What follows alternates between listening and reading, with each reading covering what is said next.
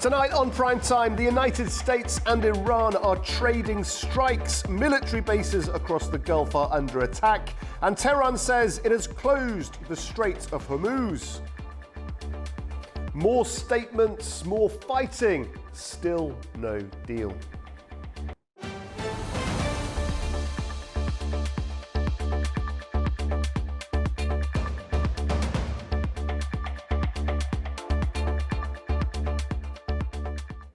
Good evening. US President Donald Trump has announced imminent military strikes against Iran.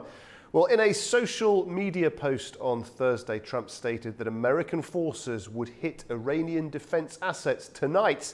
The administration also outlined plans to take control of Karg Island and other critical oil infrastructure points, comparing the strategy to ongoing energy market operations in Venezuela.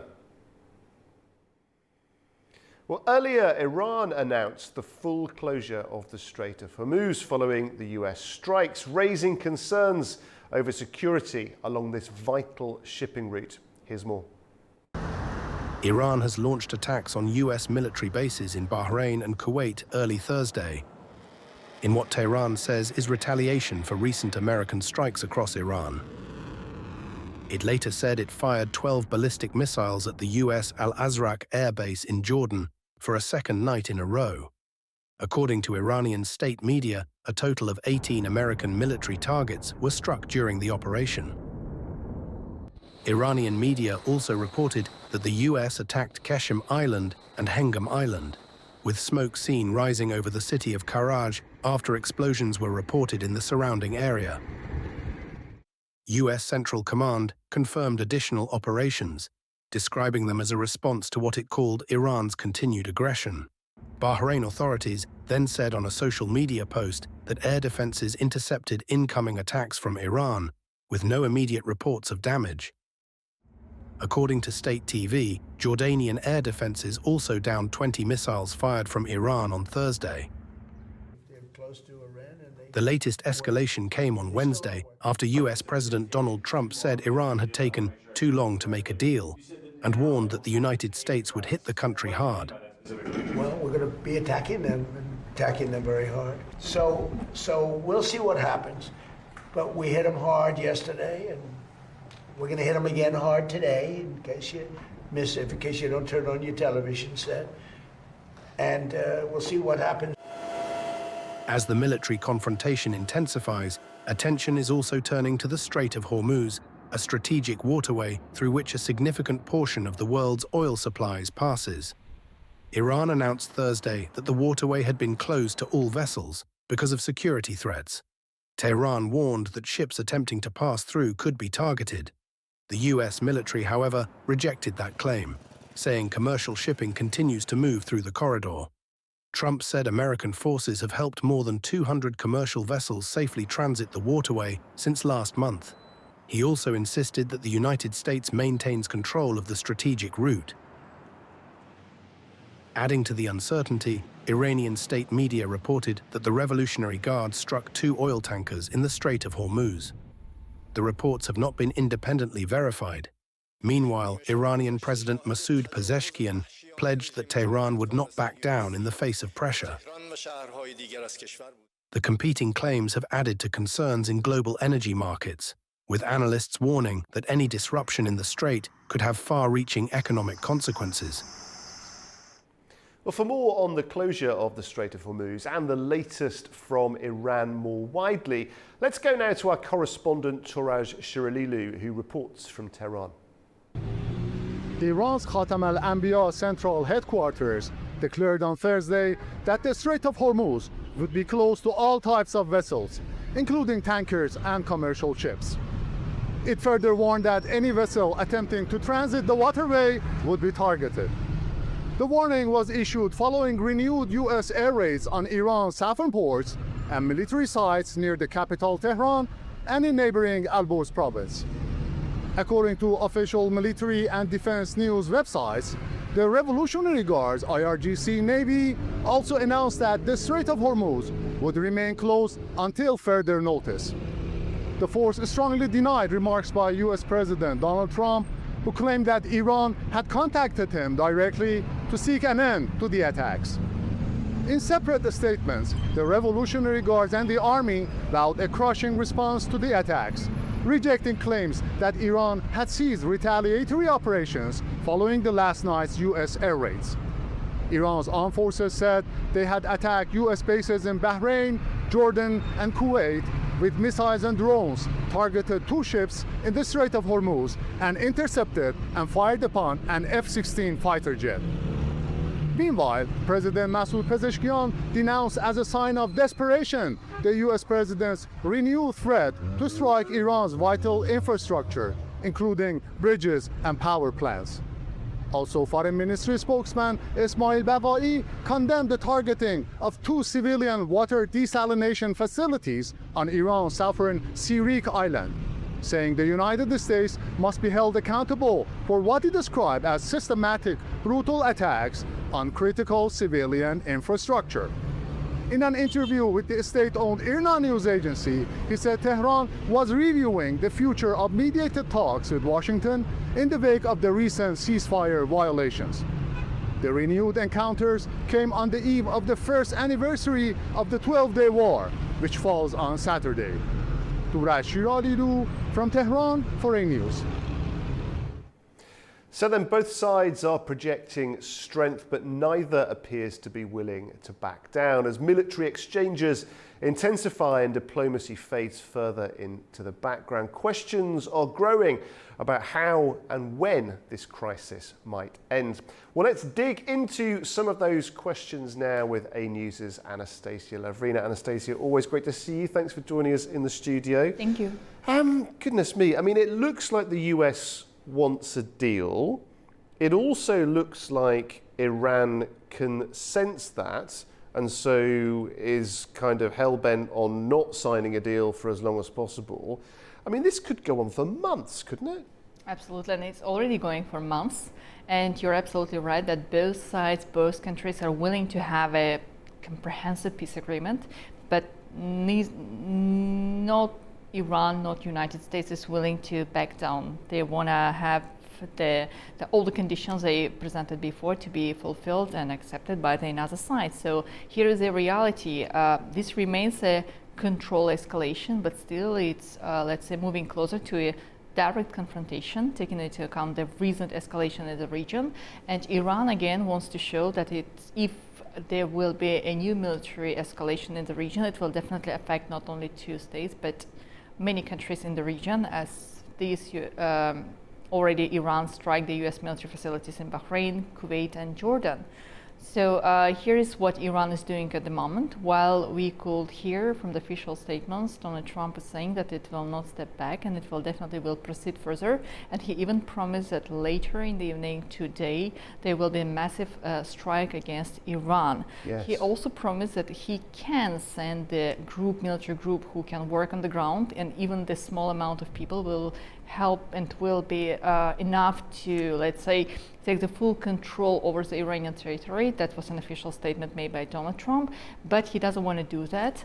And he also said that he can strike Iran's facilities, but it will definitely have the victims on the ground. It will bring more suffering for the Iranian population. So I guess here he wants to show that United States can do it, but is not willing to do it, calling the Iranians to step forward and to, let's say, push to press the Iranian government. But we saw that before it didn't work. There was a division among the society who were in favor of the escalation. I guess everybody is in favor of the escalation, but on which conditions Iran should follow, that's a big question. So the negotiation process, it's not going smoothly as it was supposed to be. There is any direct dialogue happening at the moment between 2 sides, and only this airstrike is happening. And already United States is mentioning that it can affect the main energy base in Iran, which will definitely affect not only the military capabilities of this country, but also its energy and economic potential for the future. And meanwhile, Anastasia, Iran has said that it has closed the Strait of Hormuz. I mean, how credible is that claim? Iran is saying that since the beginning of the escalation, and I guess here, that's my personal opinion, Iran is also playing the political political game, meaning that if it states that the Strait of Hormuz is closed, it will send the signals to the other countries not to send the cargo ships to the region, as there is a threat, the potential threat for these cargo ships. So some countries may have some skeptical approach to this and still may try to follow the Strait of Hormuz, but it's a huge signal, and probably by doing that, Iran is also trying to bring more countries in support of de-escalation, pushing the United States to step back. The countries like China, Russia already expressed their concern, calling two sides for de-escalation. European Union definitely, France, let's say European countries, also very much dissatisfied with the new round of the escalation in the region. And specifically the countries who were affected, I mean, Bahrain, Kuwait, and Jordan, they were an official statement blaming Iran for this new phase of escalation. So, in my understanding here, Iran is still keeping control, and especially that story with the mines in the Strait of Hormuz will definitely have its negative consequences for the smooth passage in this strait, and also affect the energy and economic prices. I mean, from the global perspectives. But how exactly Iran is able to control the Strait of Hormuz from the global perspective, that's a big question. Only those ship cargoes that pass the Strait of Hormuz may respond to this question, I guess. Yeah, and as you say, everybody wants de-escalation, but the US, meanwhile, talking about taking control of Karg Island, hitting oil infrastructure in Iran, Mr. Trump using those expressions like, we're going to hit them hard tonight. Yeah. I mean, that is a significant escalation, isn't it? Yes, absolutely. If there is a statement, meaning that there will be the consequences, and even now there is just small military escalation in the region, just one wrongly sent ballistic missile or drone may lead to the further escalation in the region, as it started many months before, and it's still uncontrolled. Iran, in response to any escalation, starting to send its ballistic missiles or drone against many countries in the region, meaning that if there will be a proper response from those countries, it indeed will lead to the huge escalation in the region. And any kind of escalation immediately affect the global energy prices. Already many countries in the region are affected by that. And if United States indeed can attack the Karg Island, it will also affect the energy facilities and energy possibilities, energy stability within the Iran itself. Iran will not be able to send any cargo and fossil fuels to the bordering or other countries, specifically to China or any other states which is in dependence of the Iranian oil.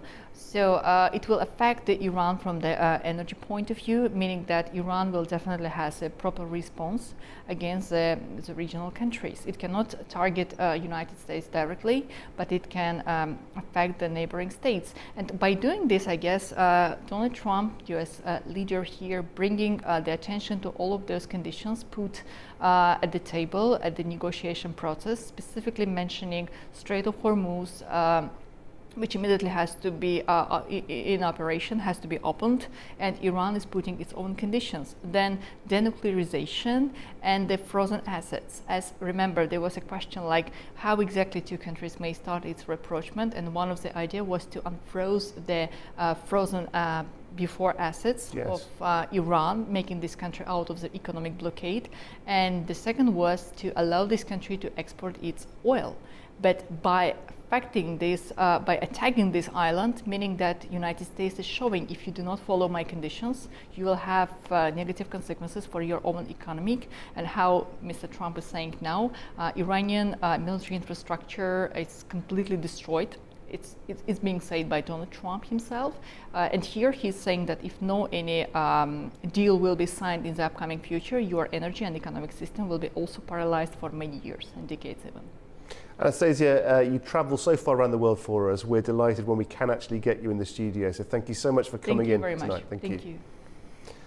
Okay, after the break, the United Nations says new US sanctions are deepening Cuba's humanitarian crisis, while Washington insists the measures are aimed at the government, not the Cuban people. Don't go away. Welcome back. You're watching Primetime. The White House has defended its new sanctions on Cuba after the United Nations warned the measures are causing widespread harm to the Cuban population.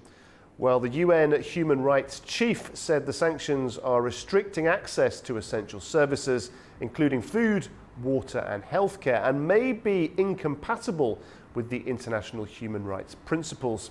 The Trump administration rejected the criticism, saying the sanctions target Cuba's leadership and entities accuse it of undermining US national security.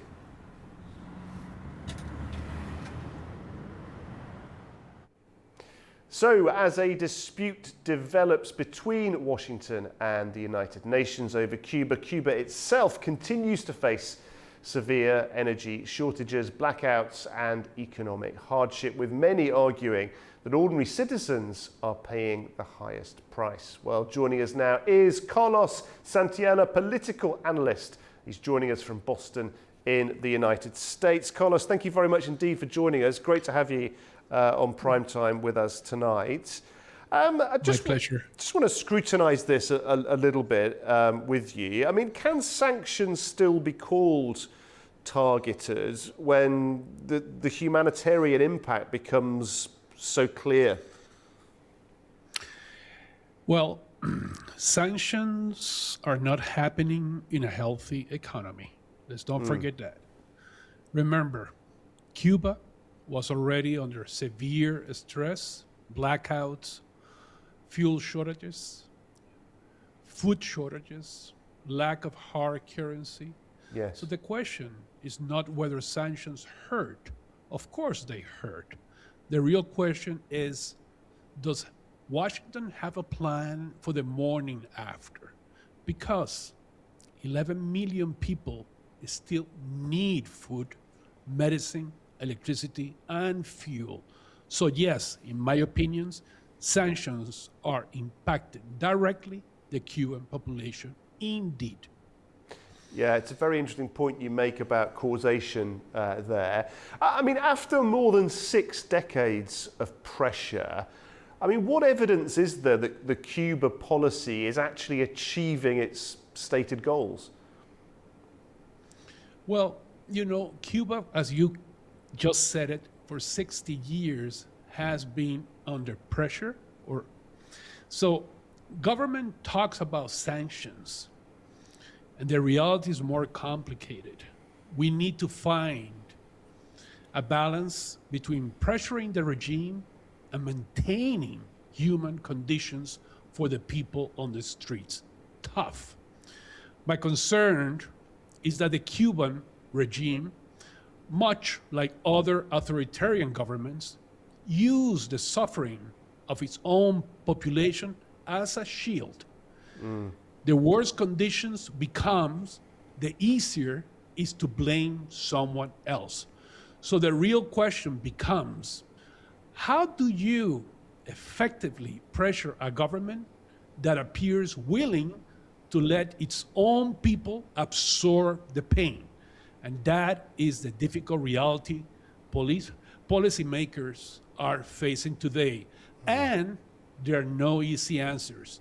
One thing that might help the United States is having Secretary Rubio in this role. He knows Cuba, he knows the people, he knows the regime, and perhaps most importantly, he genuinely cares about the Cuban people. That does not guarantee success, but it does increase the chances that Washington understands what it's dealing with and can outmaneuver the current regime. Yeah, it's very interesting what you say there about Secretary Rubio. I mean, no easy answers, as you say quite rightly. Do you think Cuba has become almost like a test case, a case study for the limits of sanctions as a foreign policy tool? Well, are you saying that if the U.S. pressure are working? Well, in terms of that alone, focusing so strongly on just that one mechanism without perhaps other things working in concert, it doesn't seem to be that effective. Well, let's not forget one thing, and I have I love a statement that I use sometimes, that pressure alone is not a recovery plan. If the goal was pressure, yes, it's working. If the goal is or was economic recovery, no, it's not working. If the goal was or is political change, we still don't know. Yeah, good question that actually. I mean, is Washington trying to change the Cuban government, do you think, or thinking about trying to change it, planning for it, or just trying to contain it and deal with the situation as is? That's a crystal ball. And so how do I foresee that? It all depends whether, one, as you say, there's a regime change, or whether this current regime withstand Washington pressure. My concern is very simple. Cuba is not just a political transition. As I said before, Cuba is a national life support problem. 11 million people, that's a lot of people. Food, fuel, medicine, electricity. The math does not disappear because of government change. Somebody still has to pay the bill. Therefore, is the U.S. ready to pitch in and fund with taxpayers' dollars the transformation of Cuba? Remember, and this is important, Venezuela, and I need to bring Venezuela because it's in the same region, Venezuela is paying for its own transition with its own resources. Yes, managed by Washington, but it's their own money. Cuba is a different ballgame. They have no tangible and short-term resources, or better say, liquid assets of any kind. Can I foresee that Washington and Havana maintain some kind of arrangement where there is a sequence, timeline for regime soft change? Yes, I do believe that. Why? Simple. Economics. Let's don't forget the numbers again. 11 million people, and 70% of the food is already imported. And just on this idea of the policy itself, the strategy towards Cuba, we talked about pressure alone not yielding results. I mean, on the one hand, President Trump doesn't like to be seen to be changing his mind. On the other hand, the Trump administration has shown a certain pragmatism to some foreign policy situations. I mean, do you think there's a chance that the policy might become more sophisticated, more multifaceted in the near future? Indeed. And I said, why? The presence of Marco Rubio in the Trump administration with Cuba is a game changer. Absolutely. Because of that, there is much more pragmatism, there's much more know-how, there's much more collective knowledge of what is in play. And let's do not forget, and this is my own personal opinion, Cuba has and still have a sophisticated intelligence apparatus. And Cuba has a very powerful still military at hand. Can I foresee a surgical extraction like Maduro's with the Cuban regime? I do not think so. I see more negotiated exit, absolutely. But it will be sequenced. It will be slow motion, what I call a soft transition. Mr. Santaella, it's been great speaking to you. We appreciate your analysis very much indeed. Thank you. You're very welcome. Thank you. Bye. Okay, after the break, we'll take a look at the top business stories shaping the day with Andy Mioch. Don't go away. A warm welcome back to Primetime. Now, Andy Mioch is here with the very latest business news stories. Andy, what have you got for us tonight? Well, Guy, tonight we'll be taking a look at some inflation data and central banks interest rates. South Korea imposed a record fine on its largest online retailer. A Chinese steel company is seeking compensation from the UK government, and there are some stories out of the airline industry as well. So let's have a look. First up, rising energy costs in the wake of the US-Israel war in Iran drove prices in the United States up at the fastest rate in 3 years. Official figures for May showed that prices had risen by 4.2% over the previous 12 months. US consumer inflation increased at its fastest pace in 3 years in May, as the Middle East conflict raised the price of gasoline and other energy products. The Consumer Price Index increased 4.2% in the 12 months through May, the largest gain since April 2023, the Labour Department's Bureau of Labour Statistics said on Wednesday. The third straight month of strong increases in the index highlighted mounting pressure on households, as evidence suggests more consumers are dipping into savings to finance their spending. The soaring cost of living is a political liability for President Donald Trump and his Republican Party, seeking to retain control of Congress in the midterm elections in November. Trump won the 2024 presidential election in large part because of his promise to lower inflation, but has seen his approval rating tumble as frustration mounts over his handling of the economy. Higher inflation in the Eurozone caused by the war in Iran prompted the European Central Bank to raise interest rates for the first time since 2023. As the bank hiked its rates, financial markets are pricing in 2 more rises by next spring. The European Central Bank raised interest rates as expected on Thursday, hoping to prevent an Iran war-induced surge in energy prices from broadening out into higher inflation. Surging costs for oil and gas helped push inflation across the 21-nation Eurozone above 3% last month, far exceeding the ECB's 2% target. Further increases are almost certain as the conflict lasts longer than most had predicted. The rate hike came as the European Central Bank raised its 2026 inflation projection to 3.0% this year from 2.6% seen in March. It also lifted the 2027 outlook to 2.3% from 2.0%. While financial investors see 2 more rate hikes over the coming year on the deteriorating price outlook, policy tightening is likely to be cautious and gentle, as the bloc's economy is already stuttering and sharply higher borrowing costs would increase the risk of a recession.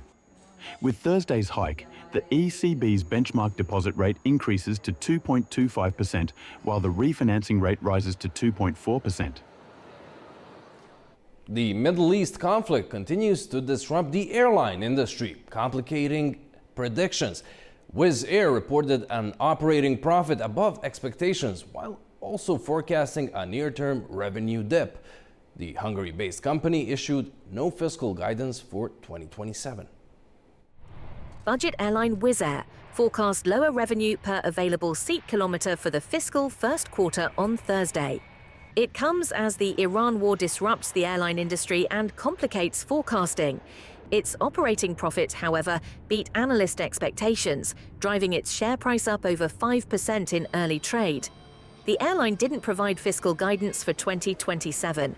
It cited the situation in the Middle East and the protracted closure of the Strait of Hormuz. It's forced the carrier to suspend routes, accounting for about 5% of its overall seat capacity. The airline expects first quarter sales to fall by a mid to high single-digit percentage in the 3 months to the end of June, but it expects to stabilize to roughly flat in the second quarter to September. Since warning of a net loss from the war impact in March, Wizz has added capacity to existing and new routes. It's also increased promotions to support leisure demand in the crucial summer holiday season. Staying with airlines, the biggest one in Europe, Ryanair, is being investigated by the UK's competition watchdog over charges it imposes on parents to sit next to their child on flights. The Competition and Markets Authority said it was looking into whether the airline's policy was unfair, while Ryanair called the investigation bogus. Ryanair is under investigation in the United Kingdom over charges it imposes on families with young children to sit together. Paying for a specific seat is optional on Ryanair flights, according to the Competition and Markets Authority, unless travelling with a child aged between 2 and 11 who must be accompanied by at least one parent. In order to ensure parents sit with their children, they have to pay for a mandatory family seat, which applies for both outbound and inbound journeys and typically costs around £8 or $11 per flight. The CMA said Thursday that it's investigating suspected infringements of consumer law.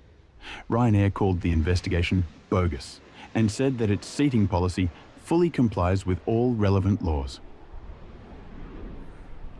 South Korea has hit online retail giant Coupang with a record fine of more than $400 million over a massive data breach that exposed the data of more than 30 million customers last year. The fine is the largest ever issued by the country's regulator for a data breach.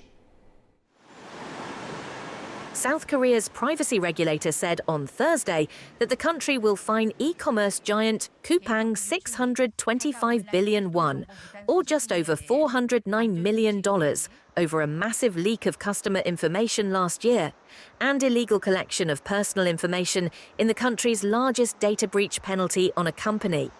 The Personal Information Protection Commission said the New York-listed company had leaked personal data of more than 33 million customers and failed to detect the breach within the 72 hours required by the law. The chairperson of the regulator said the incident occurred due to Coupang's lack of safety measures and systems. After the fine was announced, Coupang apologized for having caused concern to the public and its customers. And finally, China's Jingye Steel is seeking compensation from the UK government over the takeover and future nationalization of British Steel.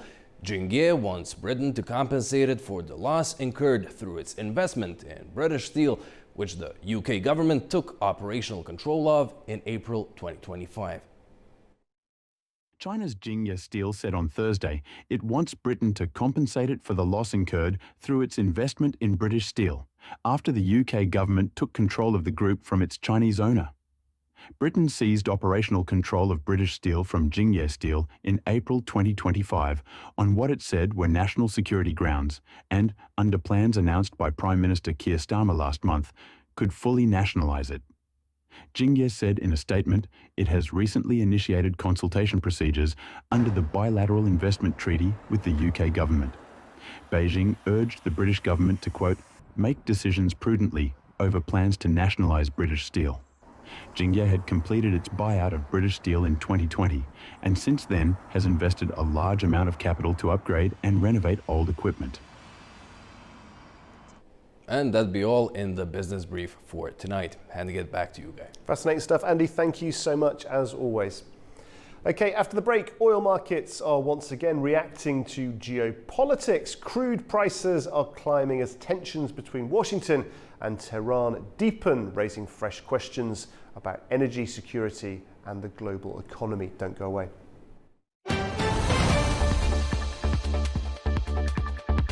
Welcome back. You're watching Primetime. Oil prices rose on Wednesday after US President Donald Trump signaled growing frustration with ongoing talks with Iran following a new wave of strikes. Well, US crude settled just above $90 a barrel, while Brent crude closed above $93, recovering some of the losses from the previous session. Now, the rebound followed a nearly 3% drop a day earlier when oil prices fell to their lowest level in 7 weeks. Oil prices back in focus then, with analysts warning if the current confrontation escalates further, the consequences could extend far beyond the energy sector, affecting inflation, supply chains, and economic growth worldwide. Well, some forecasts suggest oil could surge significantly higher if diplomacy fails altogether. So joining us now to discuss all of this is Pascal de Lima, Chief Economist at Novamind from Paris in France. Pascal, thank you so much indeed for joining us. Great to have you with us on Prime Time. We keep hearing President Trump say, don't we, that a deal is on the way, it's coming soon. If a deal is signed, do you think that prices will, as he says, drop like a stone? What's the actual most likely scenario here? Hello, thank you.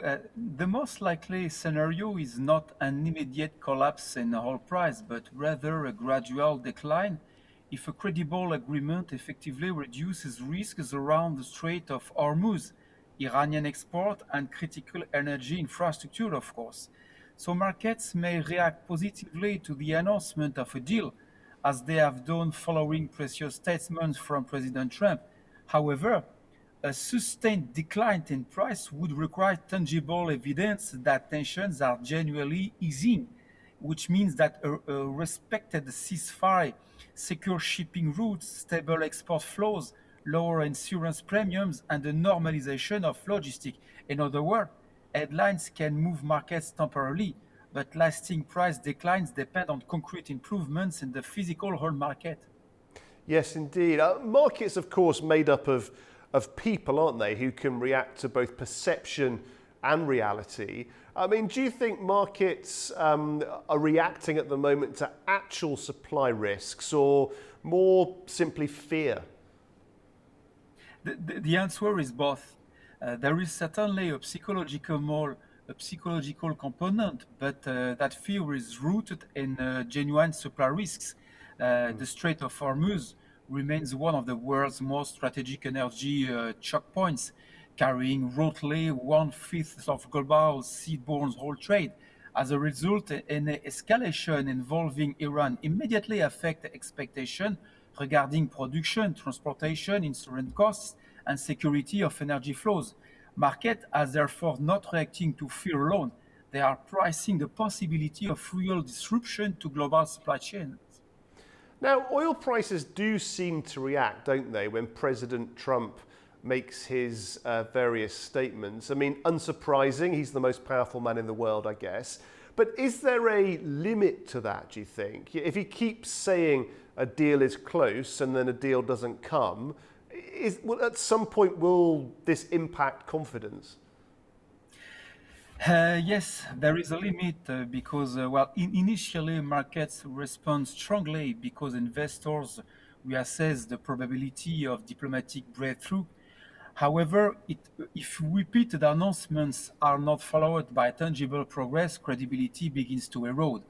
Over time, traders place less weight on political rhetoric and focus more on observable indicators such as export volume, tanker traffic, inventory levels, insurance costs, and the actual state of negotiation. So President Trump's comment can still move market in the short term, but their influence diminishes if investors perceive a persistent gap between optimistic messaging and the reality. And Pascal, if this conflict morphs into a scenario that becomes sort of indefinitely trapped between war and peace, how will the energy markets adapt? Will the world just find a way to tolerate that, do you think? Energy markets are remarkably adaptive, but adaptation doesn't mean the cost disappears.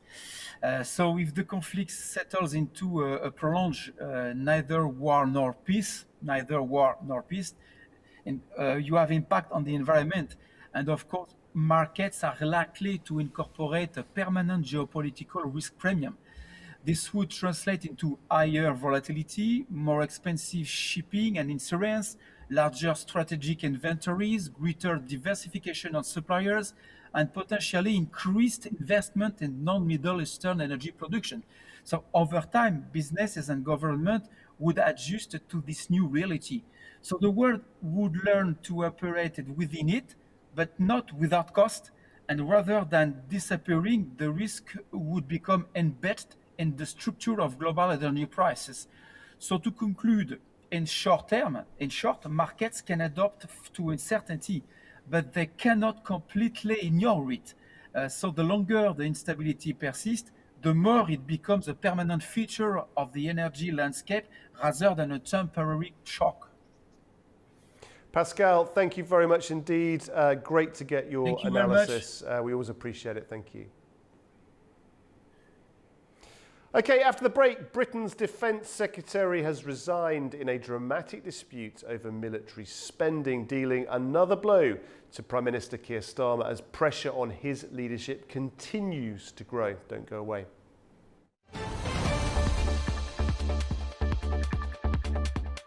A warm welcome back wherever you're watching Primetime. The UK Defence Secretary has resigned. John Healey says the government plans for spending on defence fall well short of what's required. A government source responded by saying their actions were keeping the country safe and their spending on investment will deliver the capability that the armed forces need.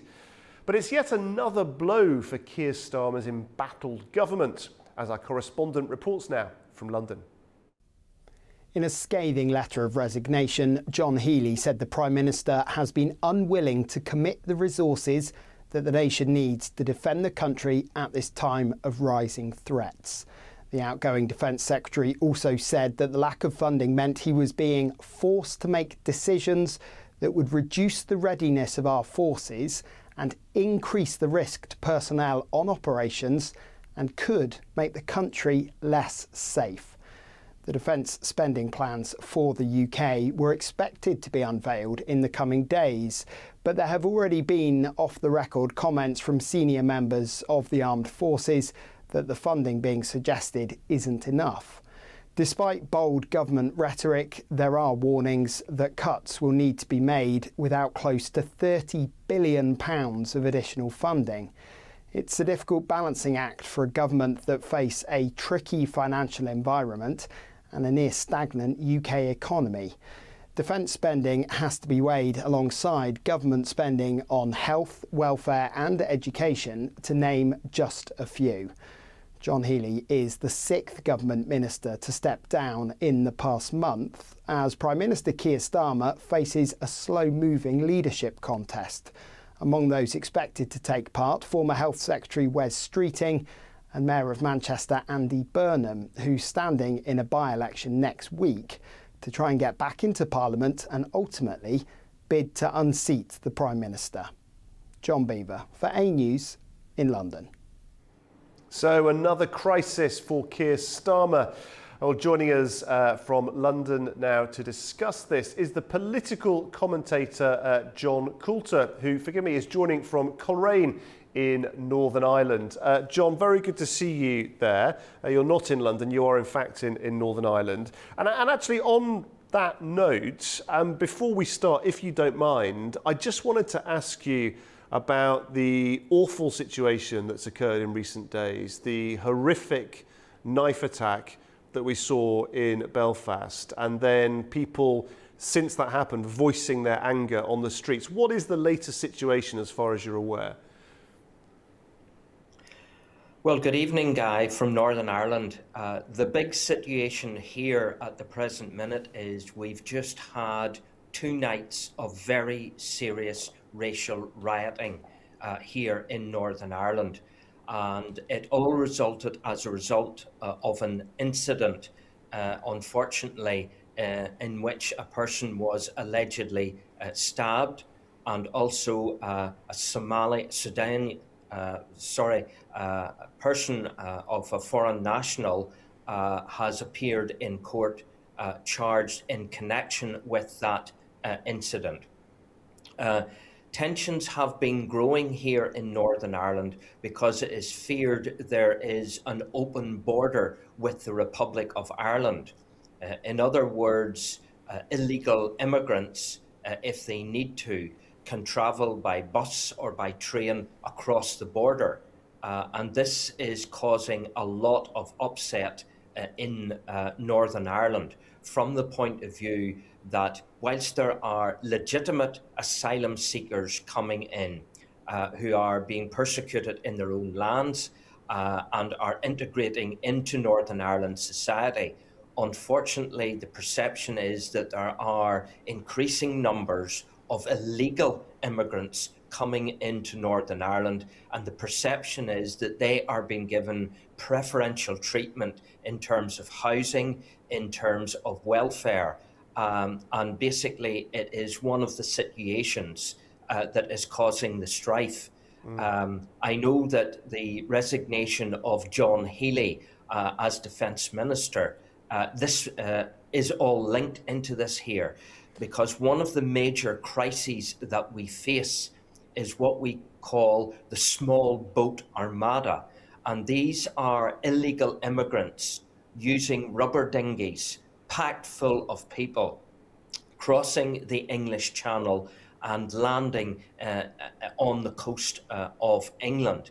Now, the fear is that these people see the aspect of benefits Britain, that they want to come simply not to enrich the culture of the United Kingdom, not to participate in society, but merely as social security spongers. They see the United Kingdom as an easy ticket financially.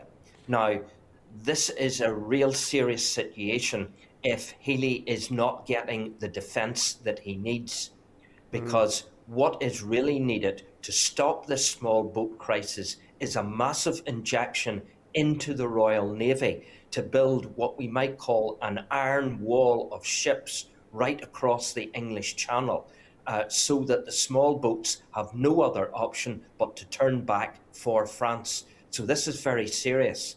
Also as well, on a wider global aspect, it basically leaves the United Kingdom not prepared for any war should Putin decide to really up the ante, as it's called, and basically expand his war not just to Ukraine but to other NATO nations. Could Britain fight a war, or are we back in a situation like 1939, whenever Hitler started World War II, that we weren't really ready to combat the Nazis?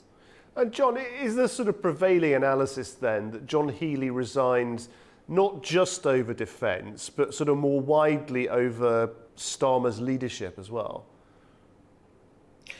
Yes, I think that perhaps underlining this is the situation we're having very shortly here in the United Kingdom, a by-election in which the Mayor of Greater Manchester, Andy Burnham, is in a pole position to win that seat. Now, if he gets back into Westminster, that puts him again in another pole position to launch a leadership bid against Starmer. So that basically what you could also see underlying this is, to put it bluntly, the rats leaving the sinking ship, to use a very crude phrase, that people are getting offside and they want to be part of a future Burnham cabinet, and they don't want to be seen as part of the old Starmer guard. So this could be a serious situation that certain people within the cabinet, yes, it's true that basically the amount of money that John Healey would have wanted for defence is falling very well short of what is needed to put the United Kingdom on a competent war footing. But underlying this is this theme that it's basically that Burnham is slowly but surely on his way to number 10 Downing Street, and other ministers are saying, look, we need to be on the winning side. So basically they're jumping ship. And this is just perhaps another example of a senior cabinet minister making sure that whenever the coup against Starmer finally comes, that he's on the right side. Yeah, very interesting, John. As you say, many different dimensions to this. I mean, in one sense, it's damaging, obviously, for Keir Starmer losing a defence secretary, but possibly even more damaging losing one on national security grounds. Yes, we can't underestimate just how unprepared our defence forces are for a military operation. What made me really suspicious was the fact of Starmer dilly-dallying on wanting to get involved with President Trump in the Iran situation.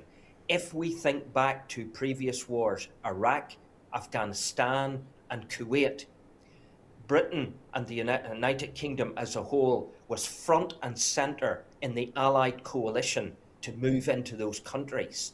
And yet Starmer, he wanted to play it as if it was some kind of defence role.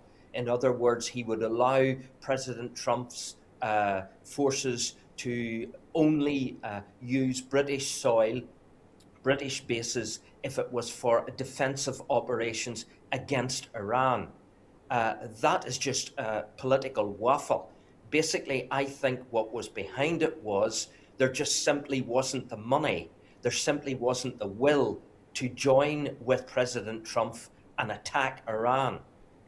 Yeah, and you know, Britain trying to talk credibly about deterring Russia while arguing internally about, you know, relatively modest defence spending. I mean, it does lack credibility. How have we let things get into this position, John? Presumably this is not entirely Keir Starmer's fault. Is it? Have successive prime ministers just taken their eye off the ball, do you think? Yes, I think it's been a slow, steady erosion of the defence budget. I think since really the Afghanistan situation with the Taliban back in power, with Iraq fairly much settled down, that a situation was, well, we don't really need this and we don't really need that in terms of military spending. And the Cold War basically has cooled off. And then all of a sudden, Russia ups the ante in terms of Ukraine. So from that point of view, even then, the United Kingdom wasn't ready to put boots on the ground to help the Ukrainians and stabilize the Ukraine situation so that Putin backed off completely.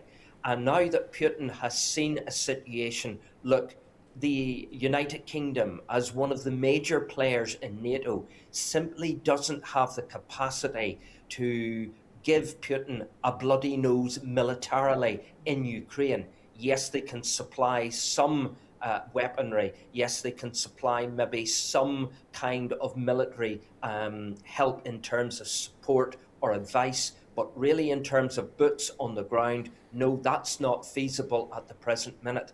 And that's the danger that's happening. Do you think NATO, I mean, you mentioned NATO there, do you think NATO might present an opportunity for Britain to present itself as more muscular, more assertive, possibly working more closely with Mark Rutte, whether it's Prime Minister Starmer, Prime Minister Burnham, or someone else? I think really what NATO needs to do is work more closely with President Trump. He seems to be the one global leader, irrespective of whether you agree with his domestic and foreign policy. In terms of foreign policy, he seems to be a man of action. And certainly he has been launching attacks on Iran, and he has been trying to encourage other NATO nations to weigh in behind him to combat the Iranian threat. Because globally, the one thing that mustn't be allowed to happen is that the Iranian Revolutionary Guard leadership gets its hands on nuclear weapons. Because the day that that happens, we're really into World War III situation. Because the first thing that Iran will do when it gets a nuclear weaponry is to attack Israel. And Israel is also involved in attacking Iran, so that we could have one heck of a mess militarily in the Middle East, because the Russians will obviously weigh in behind the Iranians. What will the Chinese do? What will the North Koreans do? All three of them are nuclear powers, so that all three of them could have the capacity to supply Iran with nuclear weapons.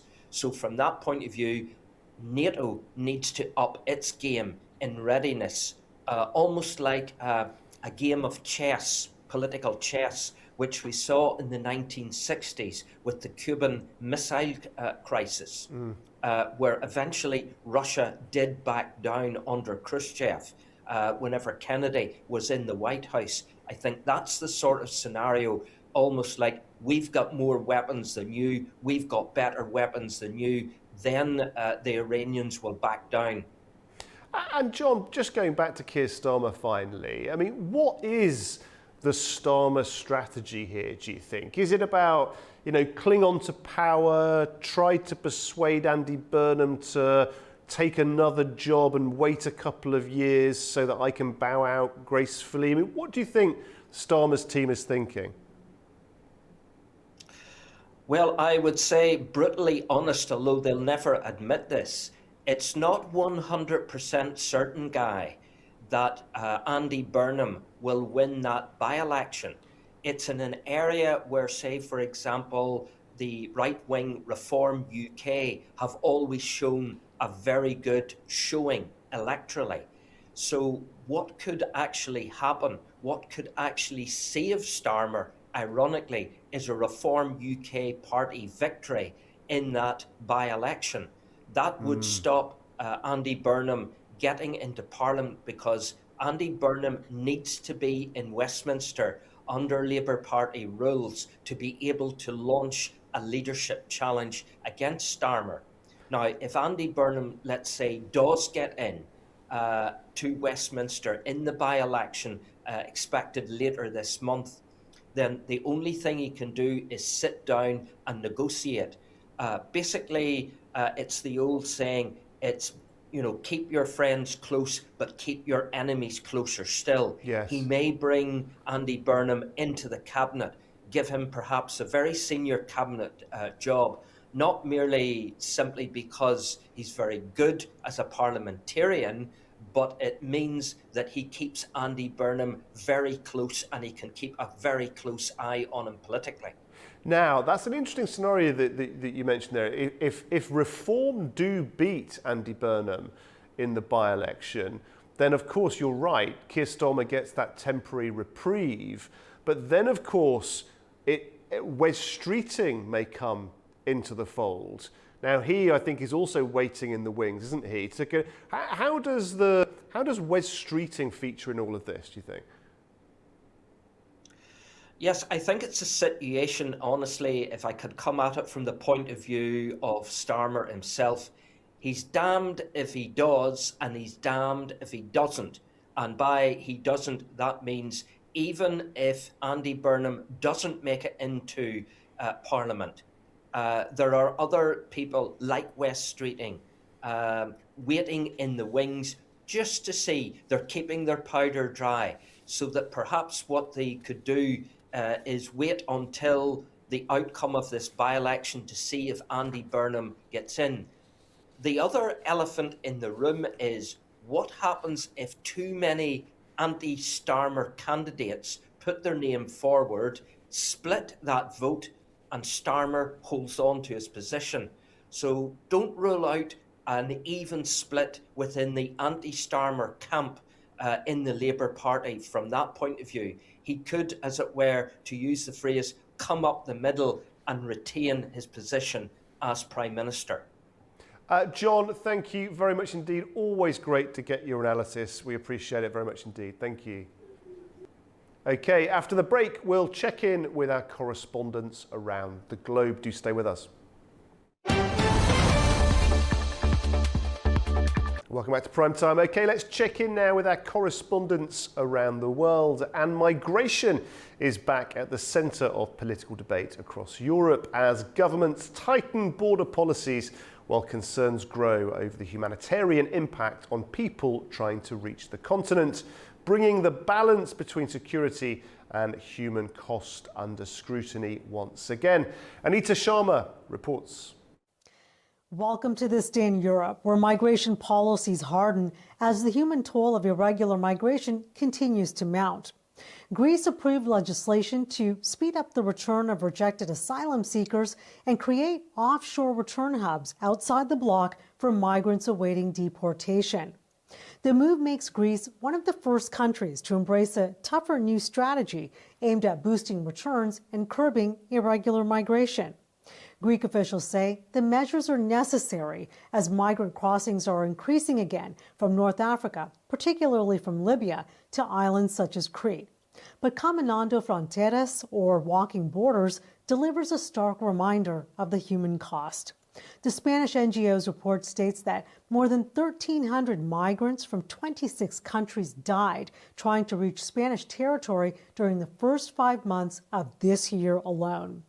It says many perished on dangerous Atlantic routes from West Africa to the Canary Islands, with women and children among the victims. The figures underscore a stark reality. Despite tougher border controls, thousands continue to risk their lives in search of safety or opportunity. The tension between enforcement and human dignity is at the heart of Pope Leo's first major intervention on migration. Today, he visits the Canary Islands, one of Europe's busiest migrant gateways, to meet migrants and aid groups and highlight the dangers faced by those making the perilous Atlantic crossing. This all follows repeated calls from Leo for governments to balance migration controls with respect for human dignity and rights. Tomorrow, before heading back to the Vatican, Leo will visit a migrant reception center on Tenerife to meet more than 1,000 migrants, including survivors of deadly boat journeys from Africa and others who arrived from Latin America. For A News, I'm Anita Sharma in Arnhem, Netherlands. The European Union and South Korea have agreed to deepen cooperation on trade, technology and security at a summit in Brussels. Our correspondent William Dennislow reports now with the details. It's been 3 years since the last summit between the European Union and South Korea. And officials here in the Belgian capital say this was an opportunity to advance the strategic cooperation between the two sides. On the agenda, while deepening a trade agreement. Back in 2011, the sides brokered a free trade agreement, and they say since then, trade between the two partners has more than doubled. Now, at this summit here in Brussels, the sides agreed on a digital partnership. It's estimated, according to EU figures, that more than 60% of global GDP is conducted in the digital space. So this partnership, they say, is absolutely crucial in advancing that trade relationship between the sides. Also agreed deeper cooperation in fields such as artificial intelligence, as well as lessening dependencies on nations such as China for things like critical raw materials. Also, they signed a pact on deepening competition on competitiveness, another key subject for both these allies. Now, it wasn't just trade and economic interest that dominated this summit. Also in focus was deepening security and defence partnership. That pact was brokered back in 2024, but this was an opportunity to try and take that relationship even deeper. The rationale, speaking to leaders, is simply that they see that the tensions seen in the Indo-Pacific are shared with some of the flashpoints seen here in Europe. Issues such as the roles played on the geopolitical stage by the likes of Russia and China. This meeting came in ahead of the gathering of G7 leaders. This was really seen as an opportunity for the EU and South Korea to seek alignment on a myriad of issues, be it the war in Ukraine, be it the tensions we're seeing in the Middle East, freedom of navigation through the Strait of Hormuz, and what they say is their shared objective to see a peaceful and denuclearized Korean peninsula. William Denslow, Frey News, Brussels. Georgia's Prime Minister says the country needs more funding for railway development after the World Bank confirmed a $372 million package for transport infrastructure earlier this month, calling it a major boost for Georgia's role on the Middle Corridor. Our correspondent Nini Niklashvili has more from Tbilisi. Prime Minister Irakli Kabakidze says Georgia must secure further financing for its railway network, calling it a top priority as the country pushes to expand its role on the Middle Corridor trade route between Asia and Europe. His remarks follow the World Bank's confirmation that it will provide $372 million to Georgia under the TC Gate project, part of a wider $750 million package also backed by the Asian Infrastructure Investment Bank and the Asian Development Bank. Obakhidze said that the government and the Ministry of Finance are working closely with international financial institutions to fund a 10-year railway development plan, and that efforts will continue across every sector to strengthen the country's transit capacity.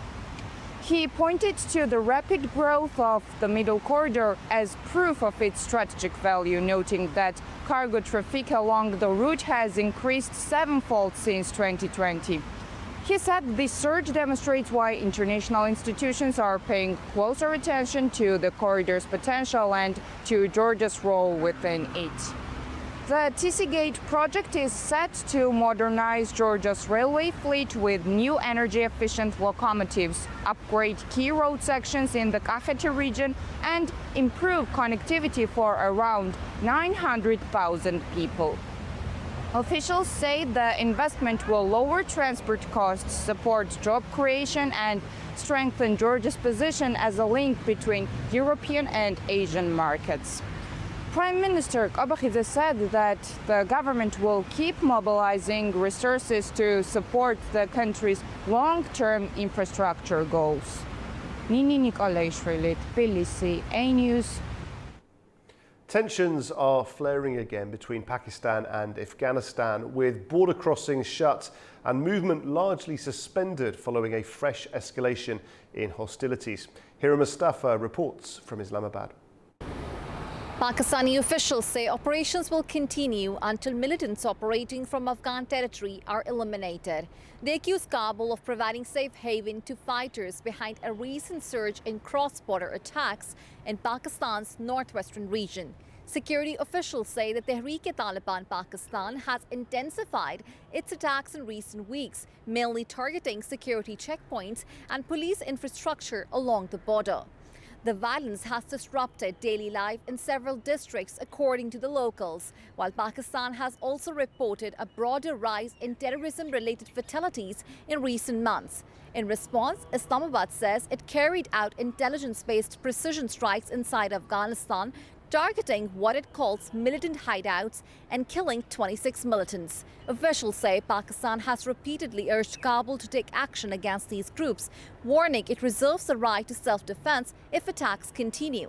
Afghanistan has strongly condemned the strikes, calling them a violation of its sovereignty and accusing Pakistan of targeting civilians, allegations Islamabad denies. Amid the escalating tensions, Pakistan is also continuing the repatriation of Afghan refugees. According to UNHCR data, more than 146,000 Afghans returned from Pakistan in May alone. Analysts warn that if tensions persist, civilians on both sides of the border are likely to bear the consequences, further deepening instability in an already fragile region. Hira Mustafa for A News, Islamabad. Afghanistan has summoned Pakistan's chargé d'affaires to protest alleged airstrikes, while the United Nations is calling for restraint and the protection of civilians. Tamim Bahis has the details from Kabul. Afghanistan's foreign ministry has summoned Pakistan's ambassador in Kabul to protest Pakistani airstrikes and shelling in eastern Afghanistan. The ministry says Pakistani forces struck parts of Khost, Paktika and Kunar provinces overnight, killing 13 civilians, including 11 children, and injuring 14 others. Afghan authorities strongly condemned the strikes, calling them a violation of Afghanistan's sovereignty, international norms and international law. The ministry said defending Afghanistan's territory and protecting its people are both religious and national responsibilities. It also questioned how the killing of women and children in one country could be considered a way to ensure security in another. The latest incident comes amid months of strained relations between the two neighbours, marked by cross-border clashes, airstrikes and repeated border closures that have disrupted trade and slowed humanitarian aid. Meanwhile, UNAMA has called for urgent de-escalation, urging all sides to protect civilians, respect international humanitarian law, reopen border crossings for aid deliveries and resolve disputes through dialogue. For now, tensions remain high, with Kabul warning it has the right to defend its territory, while Islamabad says it is targeting groups responsible for attacks inside Pakistan. Tamim Bahis in Kabul, A News. Turkey's foreign minister has held talks with his Greek counterpart amid renewed debate over maritime jurisdiction issues in the Eastern Mediterranean. Now, the meeting took place on the sidelines of the Southeast European Cooperation Process Summit held in the Bulgarian capital, Sofia. Our correspondent Adam Morrow has more. Turkish Foreign Minister Hakan Fidan has met Greek Foreign Minister Georgios Geratritis in Sofia for talks focused on bilateral ties and regional cooperation. The meeting took place on the sidelines of the Southeast European Cooperation Process Summit, which convened in Bulgaria on Wednesday. According to Turkish diplomatic sources, a key issue discussed at the talks was a draft maritime jurisdiction law that awaits ratification by the Turkish parliament. Fidan said the proposed legislation is a matter of domestic Turkish law, stressing that Turkey remains committed to both international law and good neighborly relations. He also voiced concern over recent comments made by what he described as certain circles, which, he said, were based on incomplete information regarding the draft legislation. According to diplomatic sources, Fidan warned that such statements, presumably made by Greek officials, could negatively affect bilateral ties, calling for what he described as a more responsible approach. He added that the Eastern Mediterranean should remain an area of cooperation rather than conflict, stressing the need to avoid actions that could undermine regional stability or adversely impact Turkish interests. The Sofia meeting comes amid efforts by Ankara and Athens to maintain positive relations after years of tension over maritime borders, energy exploration rights, airspace disputes, and the status of islands in the Aegean Sea. Since 2023, both governments have sought to improve relations through a series of high-level contacts, confidence-building measures, and cooperation initiatives. While several outstanding differences remain unresolved, officials from both sides have consistently voiced support for dialogue and diplomatic engagement. This is Adam Morrow for A News in Istanbul, Turkey. Kazakhstan and the United States are looking to deepen cooperation in critical minerals as global competition for rare earth metals intensifies. The issue was in focus in Astana, where officials discussed joint projects in mining, processing and high-tech production. Our correspondent from Kazakhstan reports.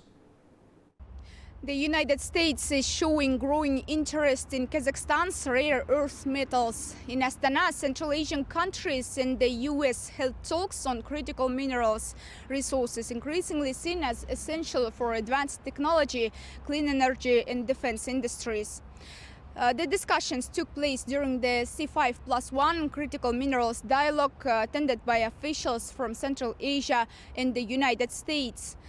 The meeting was co-chaired by Kazakhstan's Minister of Industry and Construction, Yersin Nagaspayev, and US Special Envoy for South and Central Asia, Sergio Gore.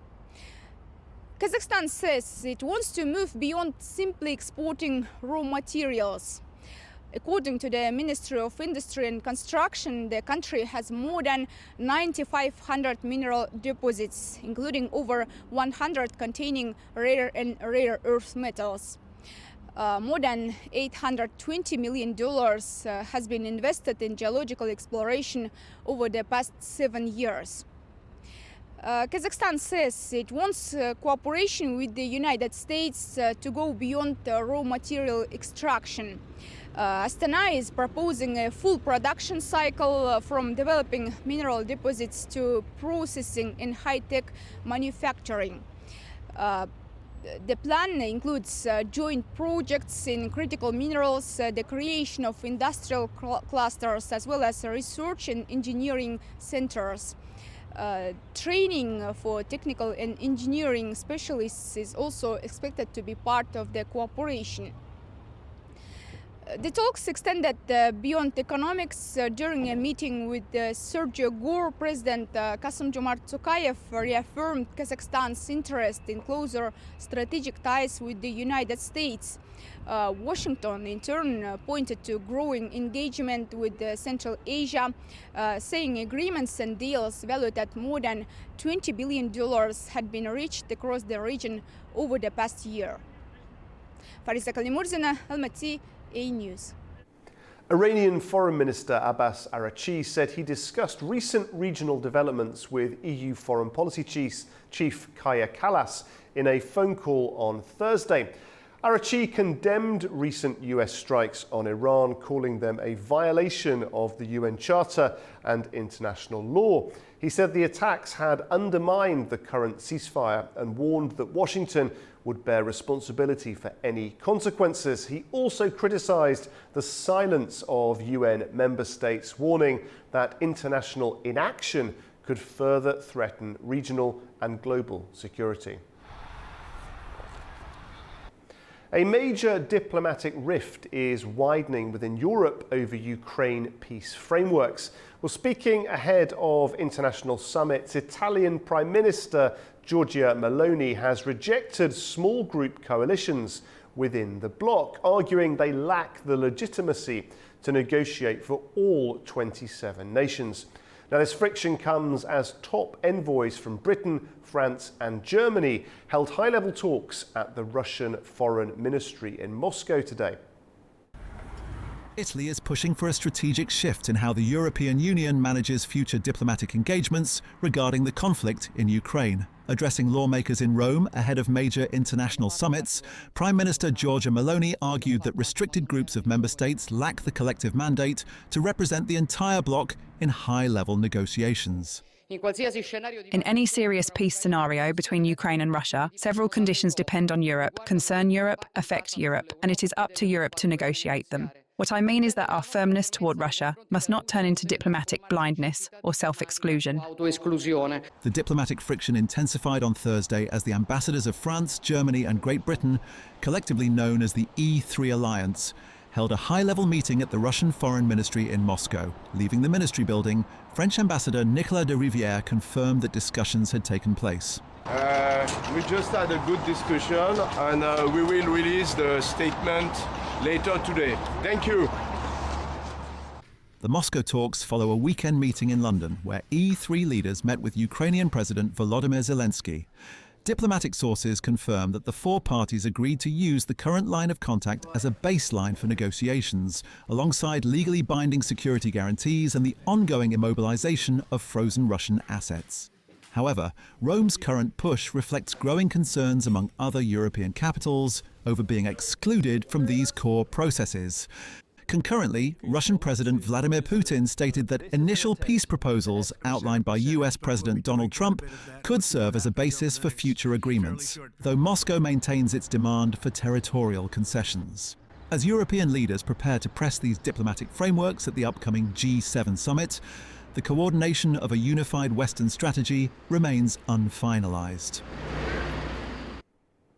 As the European Union moves to increase financial pressure on Moscow, Russia insists its economy remains resilient despite years of sanctions. Well, the Kremlin says the country's largest lenders continue to operate profitably and that regulators are taking the necessary steps to maintain stability. Meanwhile, new EU measures are set to target Russian financial institutions and cryptocurrency networks as part of broader efforts to weaken Moscow's war economy. The Kremlin says a new package of European Union sanctions targeting Russian banks will not undermine the stability of the country's financial sector. Kremlin spokesman Dmitry Peskov said Russia's largest banks have been operating under international sanctions for years and that the restrictions have not prevented them from generating profits or continuing to grow. Our mega regulator, the Russian Central Bank, has repeatedly spoken about this. It is monitoring the situation quite closely and taking the necessary measures to maintain this stability. As for the illegitimate sanctions and external restrictions against our banking system, this is not a new phenomenon. Our largest banks have long been under sanctions. This does not prevent the banks from earning large profits, developing, maintaining absolute stability. As for the external commercial operations, etc., as you know, they're companies operating on the market which provide the entire set of services. The European Union has proposed a fresh package of sanctions against Russia over the war in Ukraine. The measures are aimed primarily at Russian banks and cryptocurrency networks in an effort to increase pressure on the country's financial system. According to Peskov, the Russian central bank is closely monitoring developments in the financial sector and taking the necessary steps to maintain stability. He also referred to recent comments by President Vladimir Putin, who said the overall economic situation remains under control. However, sanctions, high interest rates and wartime spending continue to weigh on Russia's economy. Official data show the country's $3 trillion economy contracted by 0.3% in the first quarter of the year, marking its first quarterly decline since early 2023. The United Nations nuclear watchdog says the Zaporizhia nuclear power plant lost all off-site power overnight after an attack on an electrical substation, while the Russian-controlled facility is now relying on emergency diesel generators to keep essential safety systems running. It is the 19th power loss at the plant since the start of the war in 2022. IAEA Chief Rafael Grossi warned the outage underscores the continuing risks to nuclear safety posed by the conflict. Well, Pope Leo XIV has blessed the newly completed Jesus Christ Tower at Barcelona's Sagrada Familia Basilica during a special mass attended by Spain's King and Queen and alongside the Prime Minister Pedro Sanchez. Now, the ceremony marked a major milestone for the iconic landmark, which is now the world's tallest church at 172.5 metres. Hundreds of singers took part in the service as the Pope delivered prayers in Spanish, Catalan and Latin. At the end of the Mass, Leo blessed the tower with holy water. Pope Leo flew to Spain on Saturday, starting his visit in Madrid. Canada is moving to tighten regulations on digital platforms with proposed legislation aimed at protecting children online and increasing accountability for artificial intelligence services, adding to the growing discussion on social media and its dangers around young people. Canada has unveiled sweeping new online safety legislation that would restrict social media access for children under the age of 16, unless platforms can demonstrate they meet strict child safety standards. The proposed Digital Safety Act would also expand oversight of artificial intelligence, requiring AI chatbot providers to address potential harms and introducing a new federal regulator to oversee compliance across digital services. Under the bill, social media platforms and AI services would be required to identify and mitigate risks on their platforms, implement age-appropriate safety measures, and provide users with tools such as reporting and blocking functions. Platforms would also be required to remove certain harmful content, including non-consensual intimate images, within 24 hours of being reported. The legislation would establish a new Digital Safety Commission of Canada, responsible for setting safety standards and enforcing the rules. Companies that fail to comply could face fines of up to 10 million Canadian dollars or 3% of their global annual revenue, whichever is greater. The Canadian government says the bill is designed to address growing concerns about children's exposure to harmful online content, cyberbullying, and the impact of addictive platform features. Officials have also argued that advances in artificial intelligence have created new risks that existing regulations do not adequately address. Unlike Australia's under-16 social media ban, Canada's proposal includes exemptions for platforms that can prove they have effective safeguards in place to protect young users. The move places Canada among a growing number of countries tightening online safety rules for minors. Australia has already implemented a social media ban for under-16s, while several European countries, including France, Denmark, Poland and Greece, are considering or introducing similar measures. The bill must still pass Parliament, a process government officials estimate could take up to a year, with the new regulator expected to take additional time to become fully operational. Clashes have erupted in Jerusalem during protests against the military conscription of ultra-Orthodox Jews. Israeli police say 3 people were arrested as officers moved to disperse demonstrators. Israeli police said 3 ultra-Orthodox Jewish protesters were arrested following demonstrations against the detention of Haredi Jews who oppose military conscription. Police said the suspects were arrested on suspicion of public disorder offences and assaulting officers, and are expected to be questioned. The protests were organised in response to the detention of several Haredi men arrested last week after allegedly attempting to storm the home of Israeli Supreme Court Deputy President Noam Solberg. The demonstrations were also directed against the enlistment of yeshiva students who study religious texts in traditional Jewish institutions. According to police, protests took place at several locations across Jerusalem, including outside the Russian compound detention facility, where some gatherings turned violent.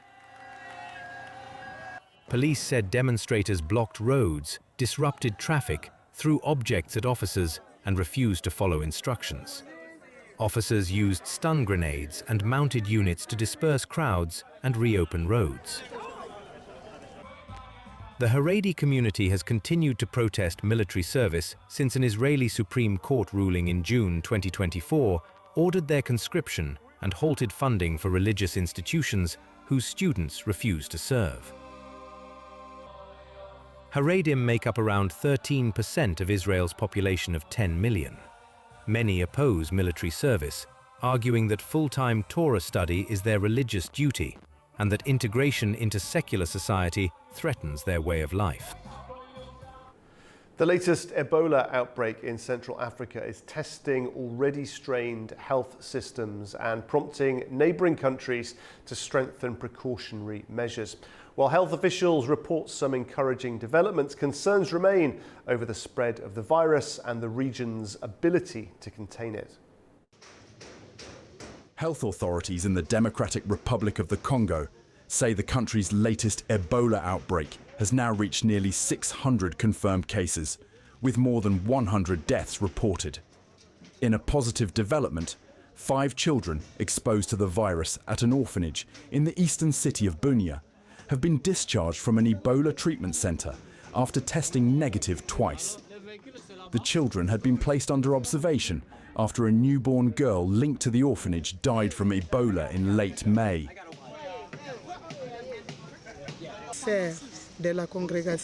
The Sisters of the Daughters of Mary congregation have come because they have agreed to be considered as a special foster family. That is where we will take the children. Everything has been prepared for the children, and the follow-up will continue with the response and surveillance team, who will come every day to take the children's temperature to see if the children have responded favourably to the treatment given at the Ebola treatment centre. Medical teams continue to monitor the facility, while aid agencies have stepped up support in an area already affected by conflict, displacement, and limited access to healthcare.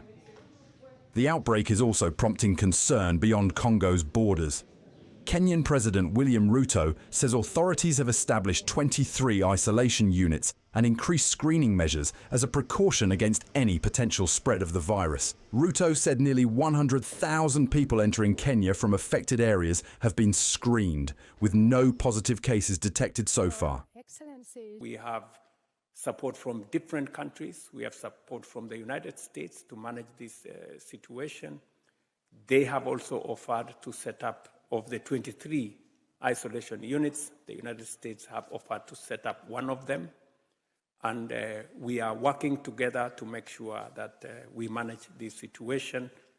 And as I said, for avoidance of doubt, there is no reported case of any Ebola in Kenya so far.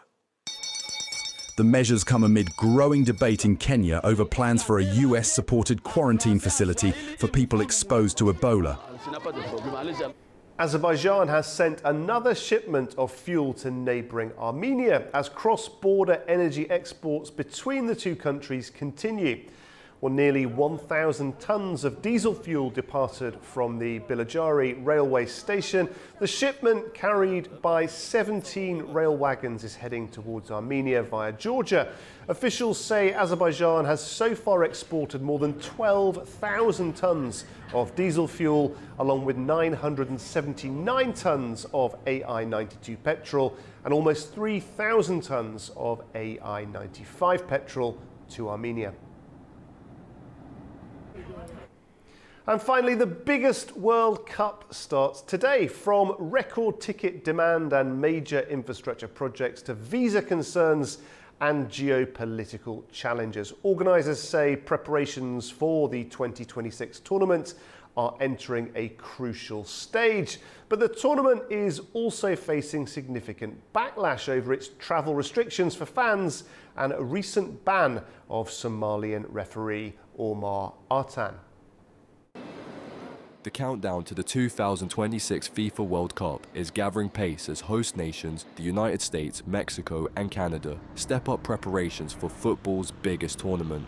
The tournament will be the first World Cup expanded to 48 teams and will kick off on June 11th at Mexico City's Estadio Azteca, where Mexico will face South Africa in the opening match. The iconic venue is set to make history as the first stadium ever to host 3 FIFA World Cup opening matches. Interest in the competition is already running high. US President Donald Trump said ticket sales have reached unprecedented levels, describing it as the most successful World Cup ticket launch to date. Most successful World Cup they've ever had. They've never sold tickets at that level. They've never sold that many tickets so quickly. It's amazing because you don't think of soccer. We use the word football, soccer, right? But you don't think of soccer in this country. It's the most successful. I spoke to Johnny this morning. He's fantastic, and he's the boss. He said there's never been anything close to what's happened. Well, we're working on it very closely to make sure the right people come into our country. FIFA President Gianni Infantino acknowledged concerns over visas, ticketing and geopolitical tensions, but said FIFA has worked with US authorities to establish a dedicated FIFA Pass system aimed at speeding up entry procedures for fans, teams and officials. Let me say that on Iran, I'm very happy because I went to see myself the Iranian team in Turkey, in Antalya, in March of this year.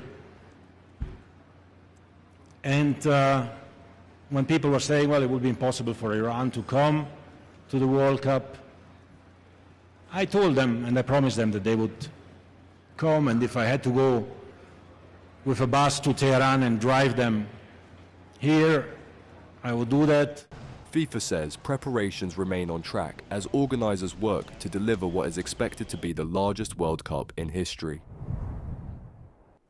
Well, that brings us to the end of Primetime tonight. Andy Mioch will be with you tomorrow, bringing you plenty more news and analysis. And from all of us here at A News, thanks for watching.